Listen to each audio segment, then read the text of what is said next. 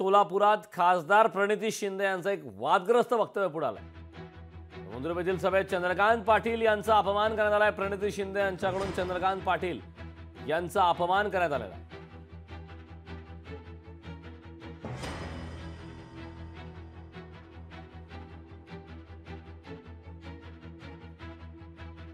तर breaking news आहे सोलापुरातून। सोलापुरात खासदार प्रणिती शिंदे यांचं वादग्रस्त वक्तव्य पुढे आलं आहे।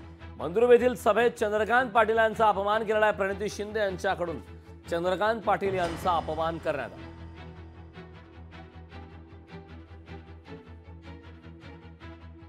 मी आपल्या सगळ्यांची क्षमा मागते की मला इथे यायला 10 ची वेळ होती पण 2 वाजले। कारण का मी इथपर्यंत आलेली पण मला युटर्न घ्यावा लागला। कारण का आपले पालकमंत्री